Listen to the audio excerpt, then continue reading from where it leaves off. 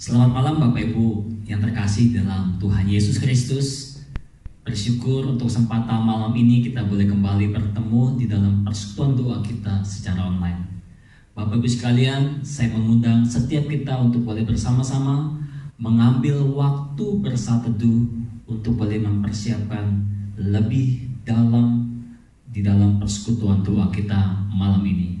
Mari Bapak Ibu sekalian, kita mengambil waktu bersateduh bersama.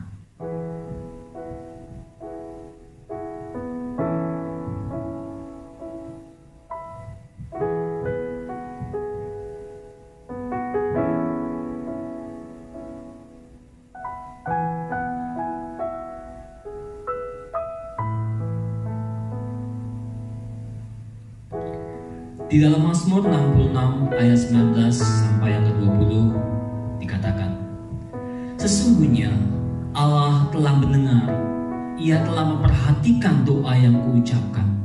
Terpujilah Allah yang tidak menolak doaku dan tidak menjauhkan kasih setianya daripadaku. Bapak Ibu sekalian, Tuhan yang disampaikan oleh pemazmur adalah Tuhan yang sama. Tuhan yang akan senantiasa memperhatikan setiap pergumulan-pergumulan kita. Tuhan itu pula lah yang akan memberikan kekuatan serta penghiburan di dalam hidup kita. Bapak Ibu sekalian, mari sama-sama kita akan mengangkat satu pujian, kekuatan serta penghiburan. Kekuatan serta penghiburan diberikan Tuhan padaku. Tiap hari aku dibimbingnya, tiap jam dihibur hatiku, dan sesuai dengan hikmat Tuhan ku inginkan apa yang perlu, suka dan derita bergantian, memperkuat imanku.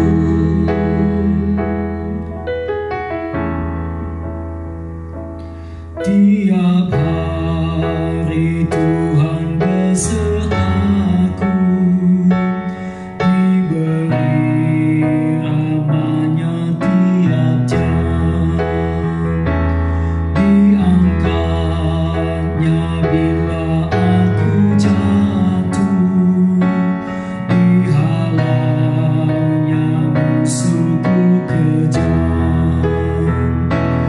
Yang namanya Raja Maha Kuasa, Bapa yang kekal dan abadi, mengimbangi duka dengan suka dan menghibur yang sedih. Yang namanya Raja Maha Kuasa, Bapa yang kekal dan abadi, menimbangi suka dengan suka dan menghibur yang sedih. Bapak Ibu yang terkasih di dalam Kristus Yesus, mari sama-sama kita akan menikmati renungan pada malam hari ini. Renungan pada malam hari ini akan mengangkat sebuah tema, restorasi kehidupan doa. Selamat malam jemaat sekalian. Mari sama-sama kita akan merenungkan firman Tuhan pada malam hari ini. Tema pada malam hari ini adalah restorasi kehidupan doa. Jemaat sekalian, kita bersama-sama akan membuka satu bagian firman Tuhan yang terambil dari surat Filipi pasal yang keempat ayat yang ke-6 sampai yang ke-9. Kita akan membacanya bersama. Janganlah hendaknya kamu khawatir tentang apapun juga, Tetapi nyatakanlah dalam segala hal keinginanmu kepada Allah dalam doa dan permohonan dengan ucapan syukur.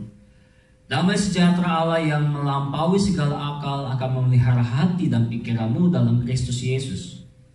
Jadi akhirnya saudara-saudara, semua yang benar, semua yang mulia, semua yang adil, semua yang suci, semua yang manis, semua yang sedap didengar, semua yang disebut kebajikan dan patut dipuji, pikirkanlah semuanya itu. Dan apa yang telah kamu pelajari, dan apa yang telah kamu terima, dan apa yang telah kamu dengar, dan apa yang telah kamu lihat padaku, lakukanlah itu. Maka Allah sumber damai sejahtera akan menyertai kamu. Kita berdoa.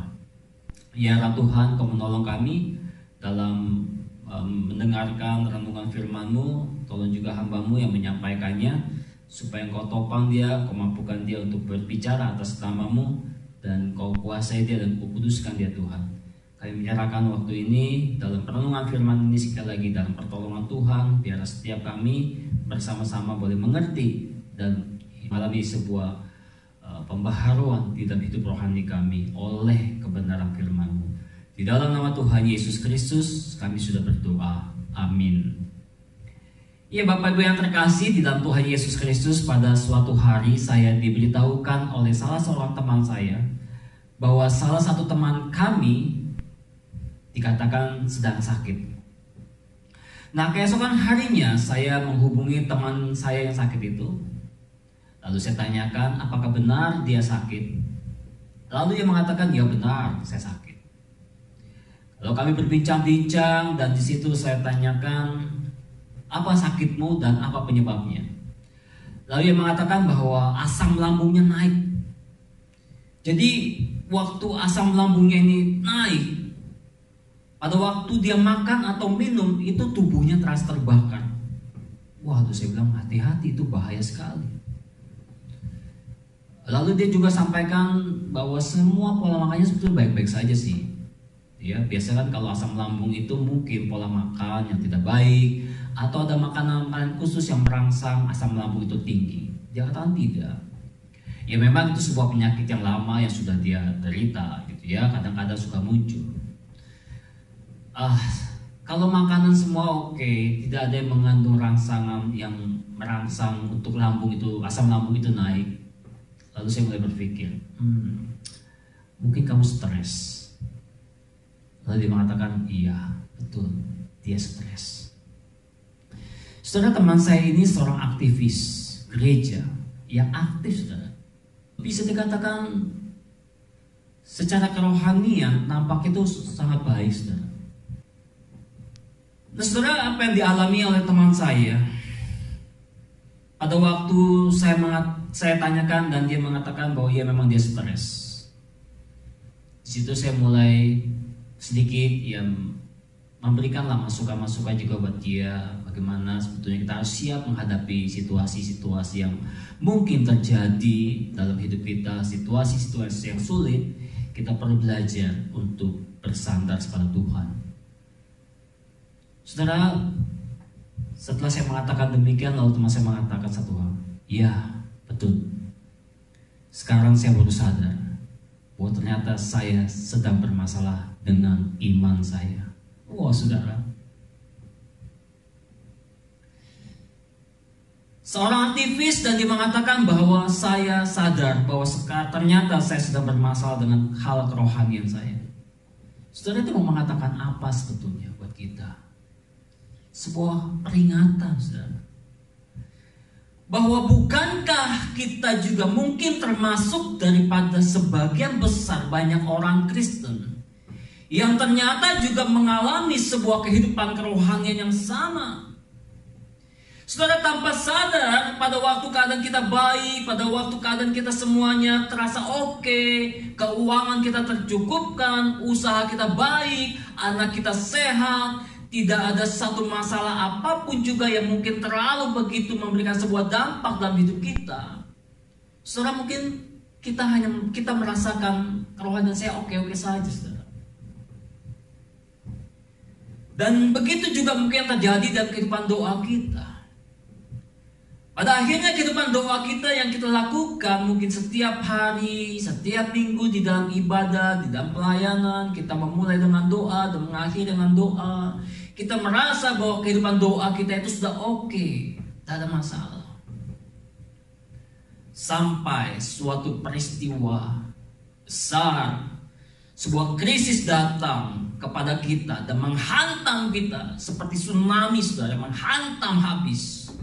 Itu membuat kita tertelanjangi, saudara. Dan di situ kita sadar bahwa sebetulnya saya sedang mengalami krisis rohani, saudara. Saudara, datangnya krisis, entah itu ancaman, sakit, kematian, krisis ekonomi, krisis sosial yang saat ini mungkin sedang terjadi akibat pandemi COVID-19 ini, saudara.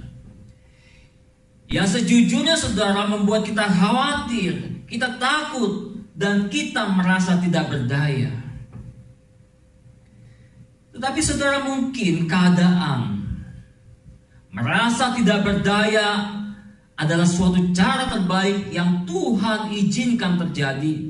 Untuk apa, saudara? Untuk merestorasi kehidupan iman, merestorasi kehidupan doa kita. Apa maksudnya, saudara? Yaitu mengembalikan atau memulihkan kepada suatu tujuan dari iman dan doa kita. Saudara, dalam kondisi ketidakberdayaan, pada akhirnya kita dibawa untuk benar-benar menyelami dan mengalami kembali kehidupan doa kita yang baik. Kehidupan doa yang benar, kehidupan doa yang sesungguhnya, di mana kita perlu mengalami keintiman dengan Allah, saudara. Suatu kehidupan doa yang penuh dengan kejujuran, yang hidup dan yang mendalam. Kehidupan doa yang membuat kita itu secara aktif mempraktekkan kepercayaan atau iman kita dengan bahasa yang sederhana dan keyakinan bahwa Tuhan berkuasa. Tuhan memegang kendali seluruh dunia di dalam tangannya, saudara. Saudara, tanpa kita sadari, terkadang kita tanpa sadari kita merasa bahwa kehidupan iman, kehidupan doa kita rasakan baik-baik saja. Sampai krisis itu mendatang dan membuat kita sadar bahwa ternyata selama ini kehidupan doa saya sebetulnya hambar, saudara. Apa artinya hambar, saudara? Kehidupannya tidak memiliki sebuah keintiman dengan Tuhan. Kehidupan doa yang hanya sekedar penuh dengan basa-basi, saudara. Kemunafikan terkandung di dalamnya. Kehidupan doa yang seperti apa, saudara? Kehidupan doa yang sebetulnya hanya memanipulasi Tuhan demi kepentingan-kepentingan kita, saudara. Kehidupan doa yang tidak pernah membuat kita sebetulnya bertumbuh dan benar-benar mengalami keintiman dengan Tuhan. Saudara, kita harus bersyukur dengan setiap krisis yang mungkin Tuhan izinkan terjadi. Melaluinya, saudara, kita boleh disadarkan kembali akan ketertiduran kehidupan doa kita. Saudara yang terkasih dalam Tuhan Yesus, seperti halnya apa yang teman saya alami, bahwa selama ini dia menganggap kerohanian itu baik-baik saja, sampai krisis terjadi dalam hidupnya, menolong dia sadar dari bahaya rohani yang paling membelenggu hidupnya. Saudara, melalui peristiwa yang membuat dia tidak berdaya saat ini, dia mulai melakukan kehidupan doa yang baru. Saudara, di akhir percakapan kami, justru dia katakan, sekarang saya mulai berdoa dengan sungguh-sungguh. Dan ketika saya berdoa dengan sungguh-sungguh itu, saya merasa tenang. Saya sungguh-sungguh merasakan ada kekuatan. Asam lambung saya itu tidak lagi mengganggu seperti kemarin-kemarin. saya bisa lebih damai. Saudara, luar biasa, saudara. Krisis merestorasi kehidupan doa teman saya. Dari kehidupan doa yang mungkin tanpa dia sadari penuh kehambaran, menjadi suatu doa yang penuh keintiman, keberserahan, di mana di sana terdapat sebuah kepercayaan, bukan hanya sekedar belief, saudara. Sebab kepercayaan yang bersifat belief itu diakui oleh semua orang, saudara. Tetapi kepercayaan yang bersifat trust, penyerahan total hidup kita pada Tuhan. Dia percaya bahwa dalam situasi apapun yang dihadapinya, Allah punya kendali. Wah, luar biasa, saudara. Dan inilah yang juga Rasul Paulus maksudkan di dalam perintah larangan dan ajakannya, yang kita baca tadi dalam Filipi pasal 4 ayat 6 sampai yang 9. Lalu kita membaca di dalam ayat 6 sampai yang 7, di sana dikatakan, janganlah hendaknya kamu khawatir tentang apapun juga, tetapi nyatakanlah dalam segala hal keinginanmu kepada Allah dalam doa dan permohonan dengan ucapan syukur. Damai sejahtera Allah yang melampaui segala akal akan memelihara hati dan pikiranmu dalam Kristus Yesus. Saudara yang terkasih, bukan tanpa sebab kalau Paulus memberikan perintah larangan, janganlah hendaknya kamu khawatir tentang apapun juga. Saudara, jika seseorang mengalami kehidupan doa yang hambar, dia tidak menaruh kepercayaan sebetulnya, dia penuh keraguan, dia tidak punya keintiman dengan Tuhan, ia pasti tidak akan bisa mempercayai Tuhan. Nah, saudara, kalau kita meragukan Tuhan dan kita tidak percaya kepada Tuhan, maka yang terjadi itu adalah akan munculnya rasa khawatir atau kecemasan yang membelenggu hidup kita, saudara. Saudara, dalam hal ini bukan berarti Paulus mau mengatakan kita tidak boleh khawatir sama sekali, saudara. Tidak. Sebab tidak ada manusia yang tidak bisa khawatir, tidak ada manusia yang tidak bisa takut, saudara. Itu semua juga adalah anugerah Tuhan, pemberian Tuhan. Sebab kekhawatiran dan rasa takut itu kan membantu kita juga untuk menjadi orang yang waspada, saudara.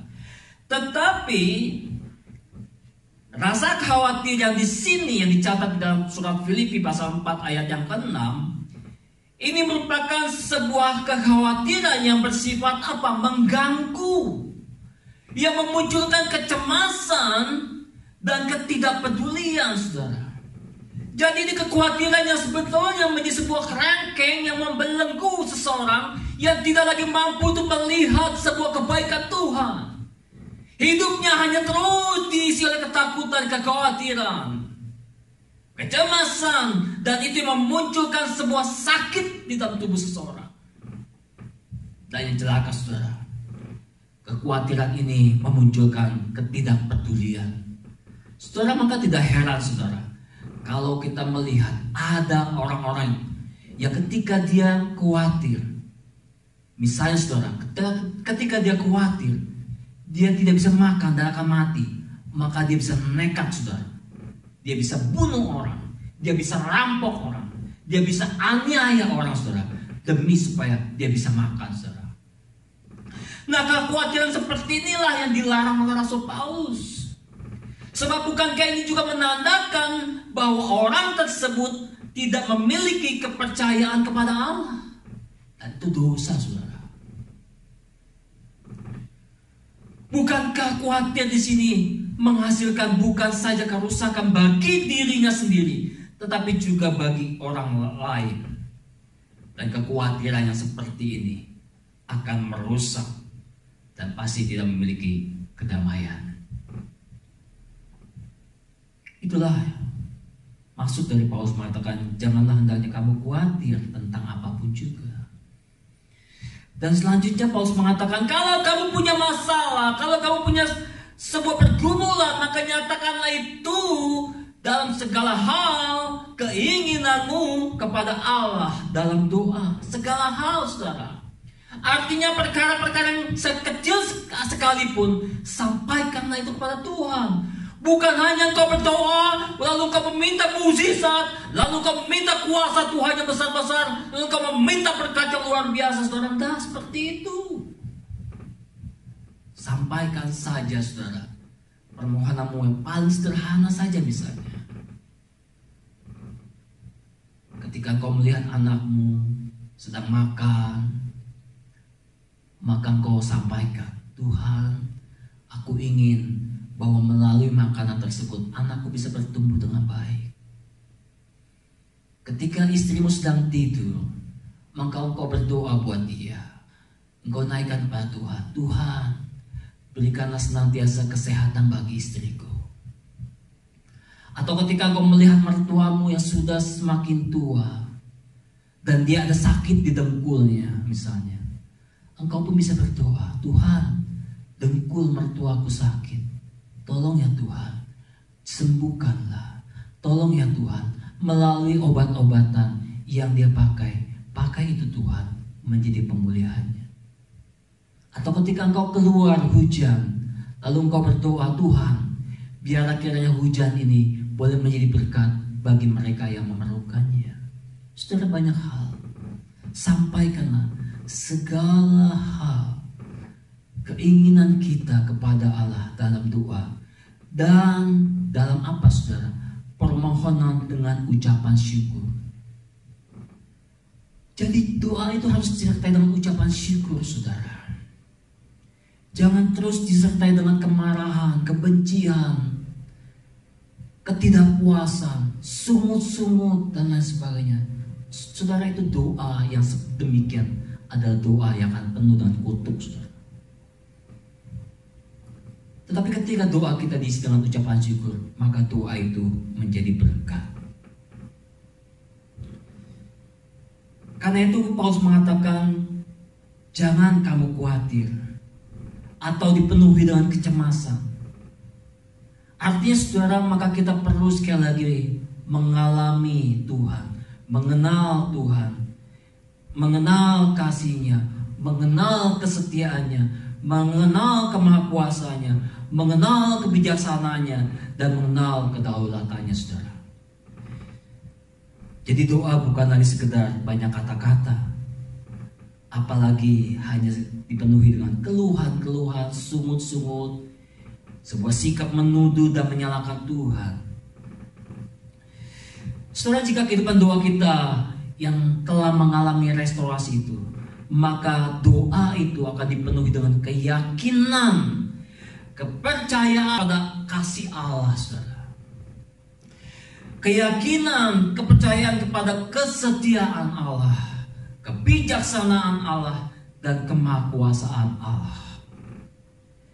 Dan doa yang dilandaskan oleh trust, kepercayaan kepada Tuhan, maka kita akan menundukkan kehendak kita kepada kehendak Tuhan. Maka doa yang sedemikian, saudara, itu akan membuat kita bisa memiliki doa yang mampu mengucap syukur, tidak peduli apapun jawaban Tuhan atas doa kita. Saudara, doa yang hambar ketika mengalami restorasi dari Tuhan, maka doa itu akan menjadi sebuah doa yang penuh dengan damai sejahtera yang melampaui akal. Saudara, jika kita mau dan melaksanakan kehidupan doa seperti yang disampaikan di dalam ayat 6, maka akibatnya, dampaknya adalah, saudara, apa yang terjadi? Damai sejahtera Allah akan tinggal dalam kehidupan kita. Artinya apa, saudara, damai sejahtera yang melampaui akal itu? Yaitu damai sejahtera yang berbeda dengan damai atau kebahagiaan atau kesenangan yang datang dari dunia ini, saudara.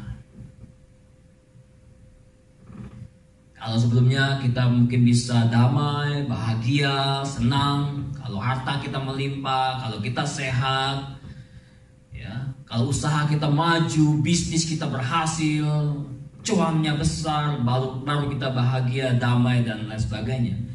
Tetapi damai yang melampaui akal itu adalah damai yang datang dari Allah pada waktu kita menaruh kepercayaan, trust kepada Dia. Kita menaruh setiap pergumulan kita kepada Dia, maka damai itu datang daripada Allah. Damai yang berbeda yang diberikan oleh dunia ini. Damai yang berbeda yang pada umumnya manusia bisa dapatkan, saudara. Yaitu damai yang melampaui segala akal, saudara. Kenapa? Kenapa melampaui segala akal, saudara? Karena damai ini, saudara, tidak akan bisa dimengerti, khususnya oleh orang-orang duniawi, saudara. Sebab apa, saudara? Dalam situasi di mana orang seharusnya takut, khawatir, cemas, tetapi setiap kita yang menerima damai sejahtera Allah ini akan bisa tetap tenang dan sukacita dan bahkan menjadi berkat, saudara. Saudara, pada suatu hari ketika Dietrich Bonhoeffer, seorang teolog dari Jerman, akan dihukum mati oleh tentara Nazi. Dia masuk ke dalam sebuah ruang isolasi. Di situ ada beberapa tawanan yang akan dieksekusi mati. Saudara, yang menarik dalam kehidupan Dietrich Bonhoeffer adalah ketika dia sedang menuju kepada kematian, justru tawanan-tawanan lain melihat ada sesuatu yang berbeda dengan Dietrich Bonhoeffer. Tidak ada raut ketakutan di dalam wajahnya, saudara.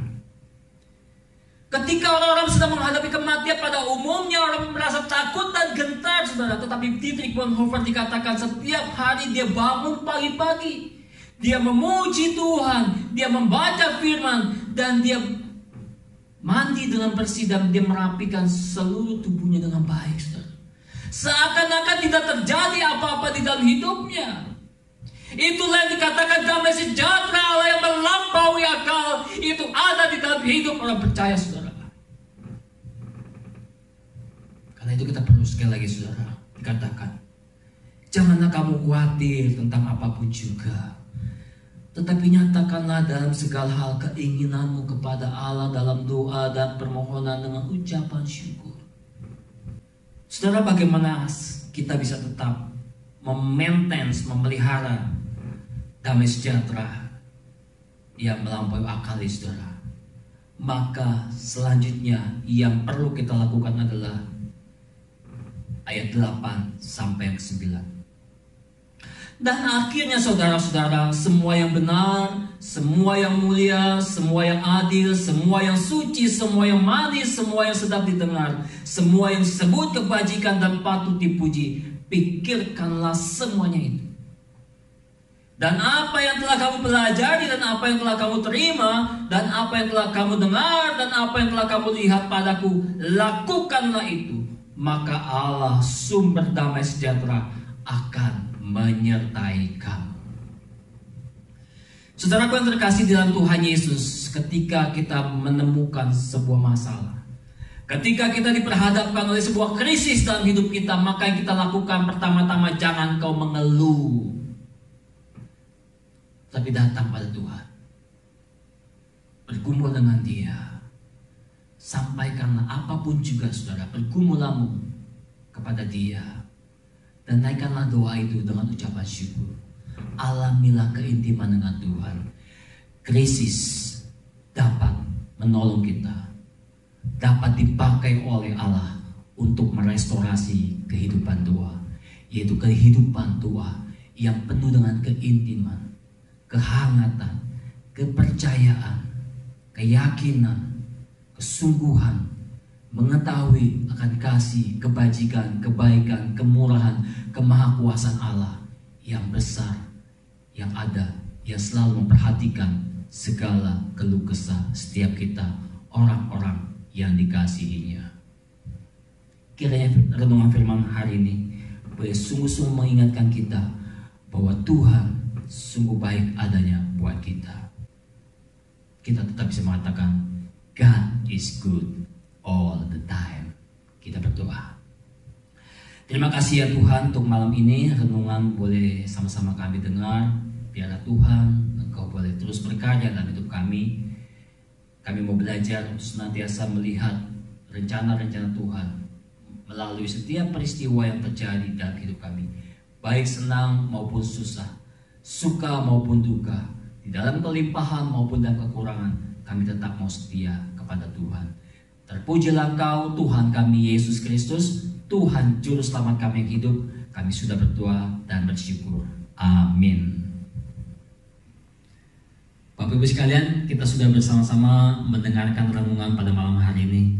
Biarlah renungan tersebut boleh menjadi berkat dan menguatkan setiap kita semuanya.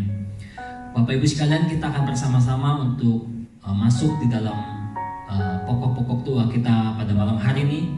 Namun sebelumnya saya ingin mengajak setiap kita boleh mengangkat sebuah pujian yang mau menyatakan kepada kita bahwa kita punya Tuhan yang kasih-Nya seperti fajar yang selalu baru, yang senantiasa menyinari dan memberkati hidup kita. Kita sama-sama naikkan pujian Janji-Mu seperti fajar.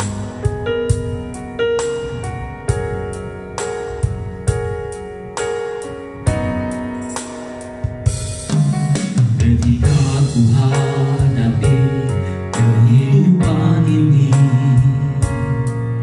jalan mana yang harus ku pilih? Ku tahu ku tak mampu, ku tahu ku tak sanggup. Hanya Kau Tuhan tempat jawabanku.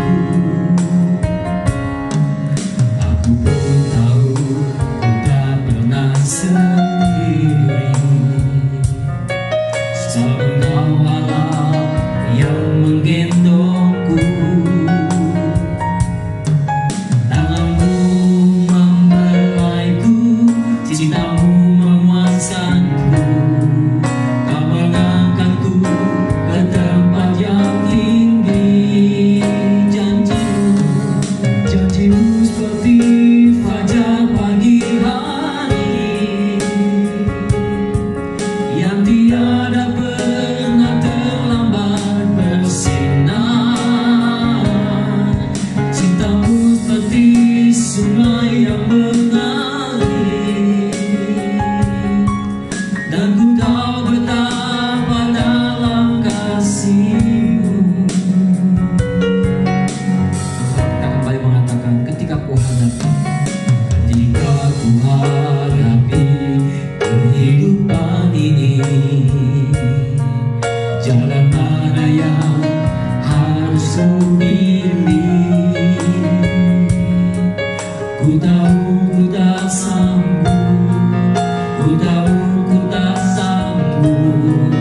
Hanya Kau Tuhan tempat jawabanku. Aku pun tahu ku tak pernah sendiri, sebab ada Engkau ya Allah, sebab Engkau Allah yang menggendongku. Tangan-Mu membelaiku, cinta-Mu memuaskanku. Kau mengangkatku ke tempat yang tinggi. Janji-Mu seperti fajar pagi hari, yang tiada pernah terlambat bersinar. Cinta-Mu seperti sungai yang mengalir,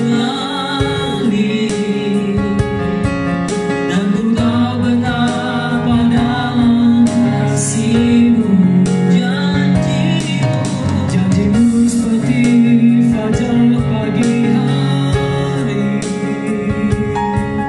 yang tiada pernah terlambat bersinar. Cinta-Mu seperti sungai yang mengalir, dan ku tahu betapa dalam kasih-Mu.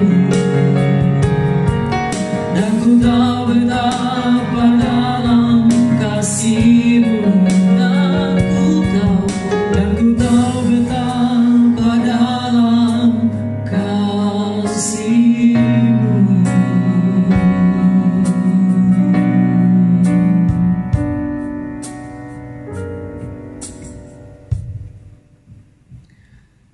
Jemaat yang terkasih dalam Tuhan, kita akan masuk di dalam pokok-pokok doa kita malam hari ini. Jemaat yang terkasih, kita akan sama-sama masuk di dalam pokok doa kita. Jemaat bisa melihat untuk pokok-pokok doa yang sudah tertulis, yang ditampilkan di layar handphone, monitor, atau televisi Anda. Anda bisa melihat beberapa pokok doa yang akan kita sama-sama doakan. Yang pertama, kita berdoa secara khusus bagi pergumulan keluarga jemaat. Ada 3 pokok doa yang bisa kita sama-sama doakan.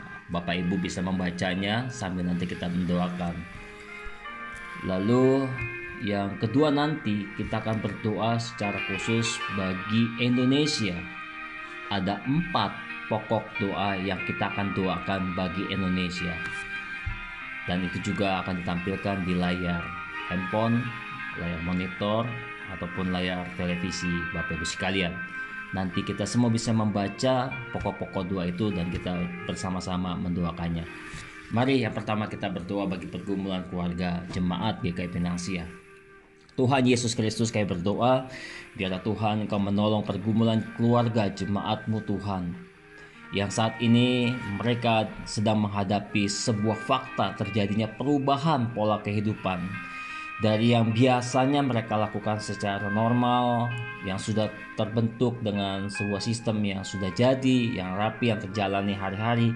Namun saat ini semua berubah Tuhan tanpa diprediksi karena COVID-19 Tuhan, yaitu ketika anak-anak sekarang belajar dari rumah, ketika orang tua sekarang ditambahkan kesibukan baru, yaitu mendampingi, mengajar, lalu membantu bagaimana menyediakan sarana prasarana belajar mereka, dan hal-hal ini menjadi sebuah kesulitan dan masalah baru di dalam kehidupan banyak keluarga saat ini.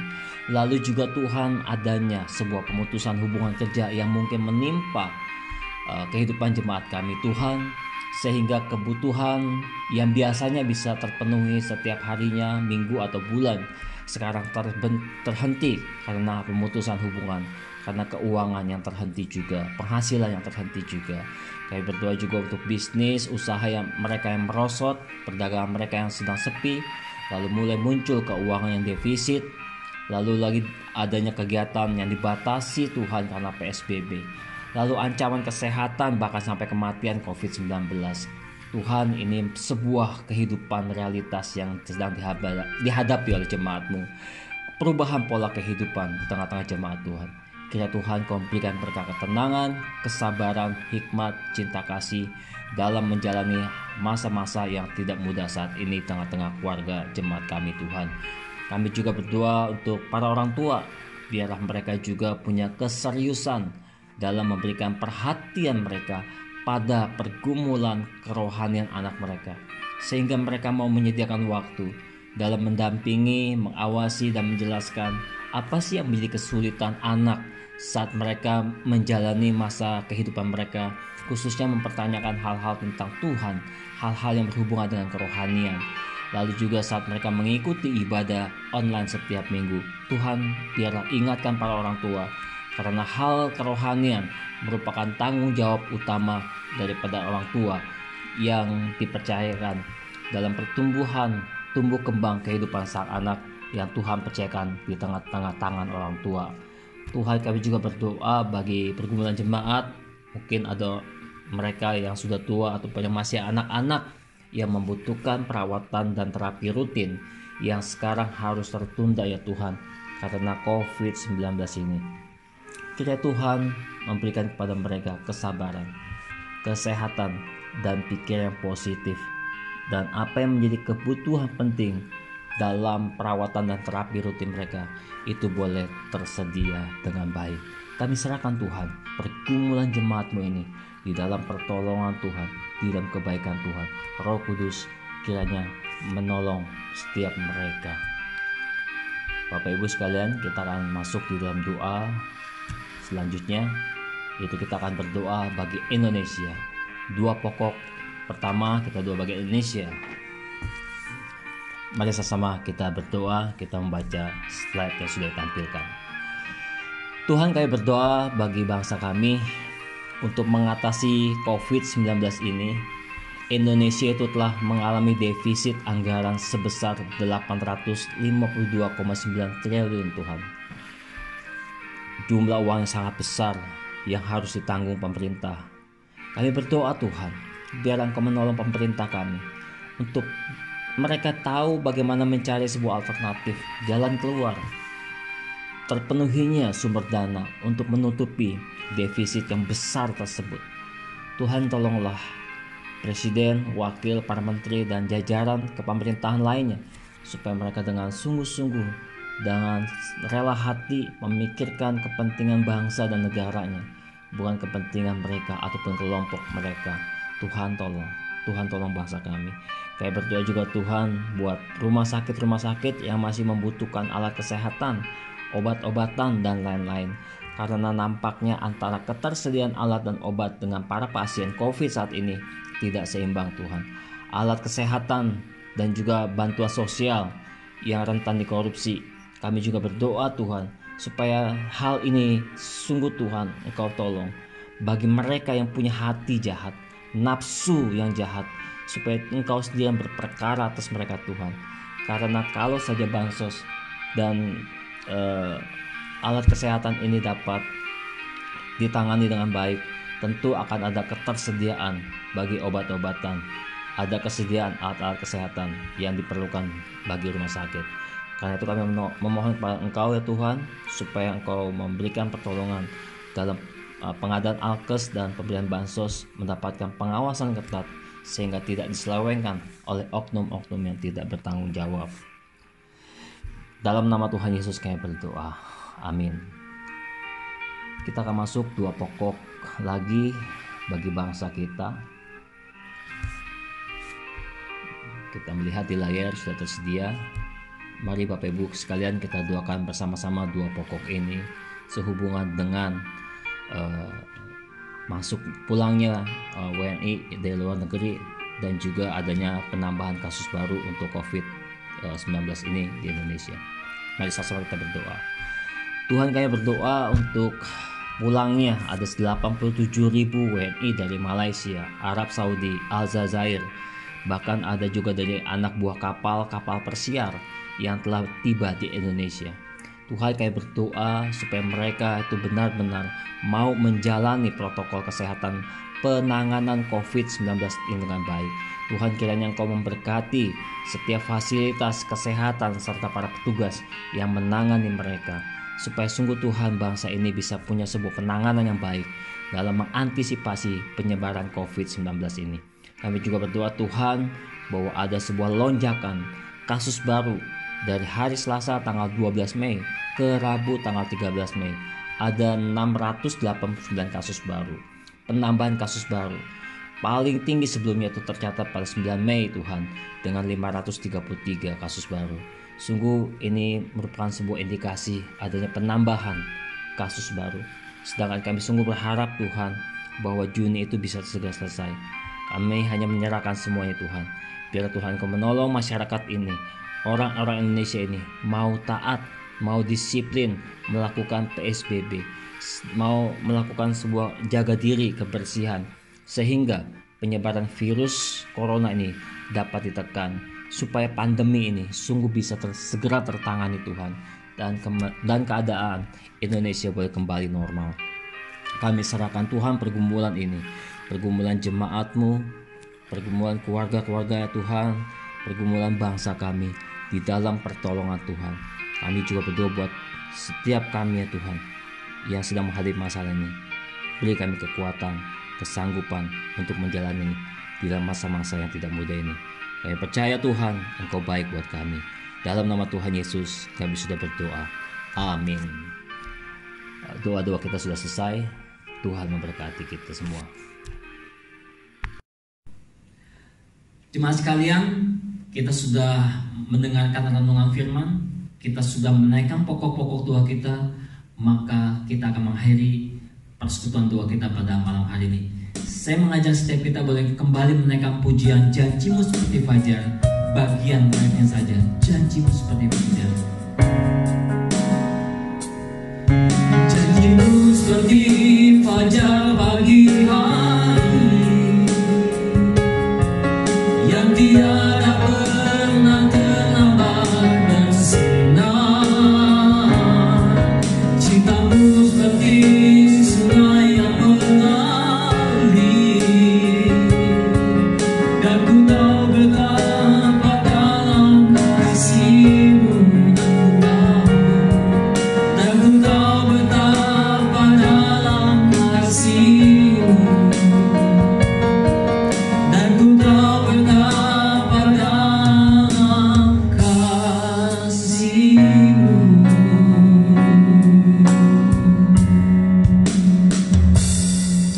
Bapak Ibu sekalian, saya memberikan kepada kita kesempatan bersatu teduh. Persekutuan doa kita sudah selesai. Tuhan memberkati.